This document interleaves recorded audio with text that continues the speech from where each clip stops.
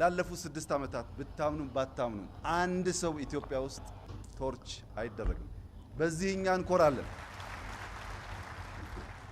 Akka badhaadhinni gara aangootitti dhufee waggoota 6 dabran kana kan biyyarraa baqatee biyyatti deebi'u, kan biyyarraa ari'ame makalaakaa irraa yuunivarsiitii irraa biyyatti deebi'u, akkasuma gartee kan walitti mufate kan walitti aaree walitti araaramu, musliima irraa kiristaana irraa kan gargar baqatee jechuun addaan faffaca'ee walitti dammarameetiin walitti edaameetiin tokko akka tahu, akkasuma hidhaan akka dhaabbatu, namni hidhaadhaa akka bahu waan nama ajaa'ibsiisu waan nama gammachiisu ammoo waggoota 6 dabran haga badhaadhinni dhufe kana keessa namni tokkolleen torchi hin taa'amne, namni tokkolleen torchi hin taa'amnedha. Kun ammoo waan nuti ittiin boonnu, waan nu boonsu, waan paartii keenya boonsu keessa isa tokkodha. Cabacaba ammoo yeroo hundayyuu amantanuu amanuu baattanuu waggoota dabran kana namni tokkolleen torchi hin godhamne. Kun ammoo gartee waan nu boonsu ittiin boonnaa, kun waan nuti gartee ittiin boonnu keessa tokko cabacaba ammoo yeroo kamiyyuu hin dhabamu. Haa jechuun badhaadhina keessa cabacabatu heddummaata dhugaa dubbachuu fi haasawa caalaa cabacabatu hedduudha. Kaleessa inumayyuu gartee sagantaa baniisaa kanarratti daqiiqaan irra guddaan cabacabaadhaan kan hin arge jechuudha. Waan san hordofaatiin ture keessattuu sirna baniisaa irratti haasawa muummicha ministeeraa godhisan keessatti jechuudha. Namoonni akka adda addaatitti kan isaan gartee ittiin ibsaatiin jira waan kan. Namoonni tokko tokko dhugaadhaa torchiin godhamne isaan lubbuu ittiin dheeressanii ka hidhanillee achitti teessisanii hin qallabanii hidhaadhaa baasanii tumaan wayyaaneen gaafa duraa hiitee achitti gartee qallabdii yookiin ammoo torchi gooti.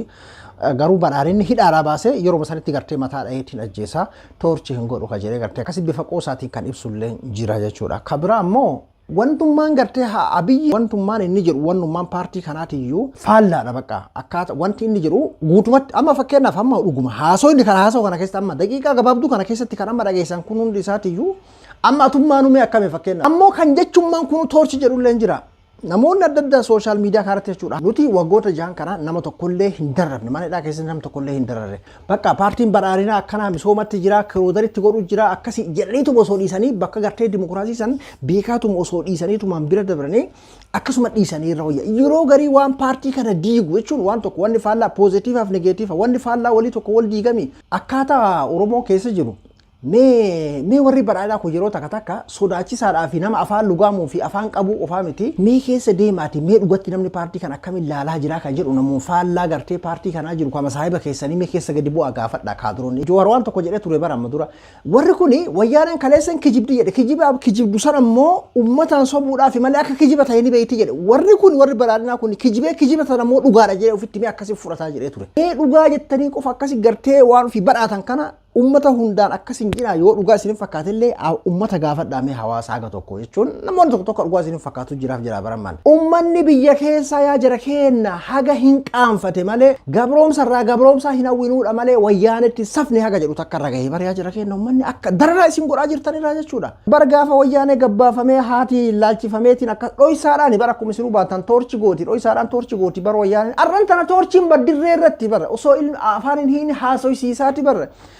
Saamu'eel akkam godhan wallaggaan adda baabaa irratti dhiheenya kana kam godhan kan dhiheenya kana gartee akkasitti haadha duratti ajjeesan san maal inni dabar kan gartee osoo nuti agarru kan gartee qaama saalaa irraa muran ka dhiira gudeedamtu dhalaa gudeedamtu nama jiraa ibiddaan gubanii itti garagalchaa rasaasaan hin dhayinii haga gartee inni ofii isaatii gubatee ibiddaan maal argaa turre.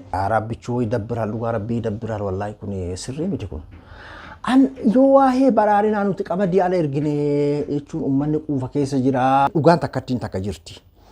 Gaafa dura jalqaba gara aangootitti dhufu Dr. Abiy Ahmed bara 2018 san keessa hidhaadhaa baase kan ala jirullee alaakoottaa qabsoo Oromooti beeki kana kan godhe isayyuu gara aangootii ka fide qabsoo Oromooti beeki nama hidhaadhaa baaseeti jira.